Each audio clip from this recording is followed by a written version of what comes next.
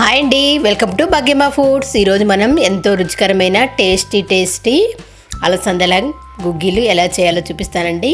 ముందుగా మనం వీటిని ప్యాకెట్లో వస్తుంది కదండి, ప్యాకెట్లో అయితే నీట్గా ఉంటుంది.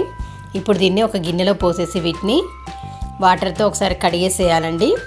ఇలా కడిగేసుకోవాలి.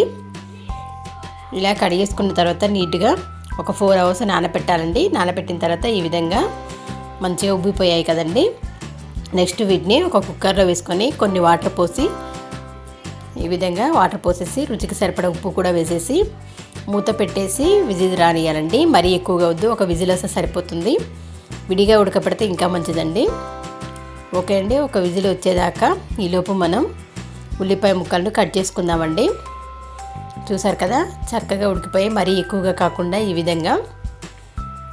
ఓకే అండి, ఇప్పుడు వీటిని ఒక గిన్నెలోకి వడకట్టేసాము, ఇలా జల్లి గిన్నెలోకి. నెక్స్ట్ మనం అదే కుక్కర్లో నూనె పోసుకోవాలండి. నూనె హీట్ అయిపోయిన తర్వాత తాలింపు గింజలు వేస్తున్నాము. నెక్స్ట్ దీంట్లో మనం 2 మిర్చీలు, తర్వాత కరివేపాకు వేసుకోవాలి. ఇలా ఇవి వేసిన తర్వాత ఉల్లిపాయ ముక్కలు కూడా వేసుకోవాలండి. ఇలా వేసేసిన తర్వాత ఇప్పుడు వీటిని బాగా కలిపేసుకోవాలి.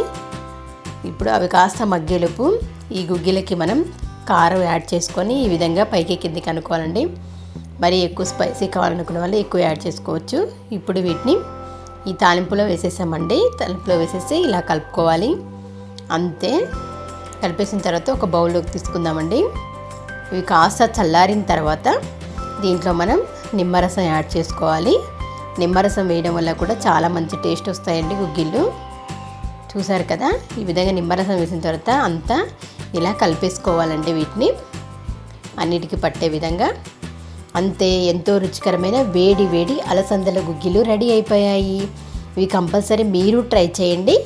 మీకు ఎలా కుదిరాయో భాగ్యమ్మ ఫుడ్ ఛానల్లో కామెంట్ సెక్షన్లో తెలియచేయండి. ఇలాంటి వెరైటీ రెసిపీ కోసం భాగ్యమ్మ ఫుడ్ ఛానల్ లైక్ చేయండి, షేర్ చేయండి, సబ్స్క్రైబ్ చేయండి. Thanks for your support.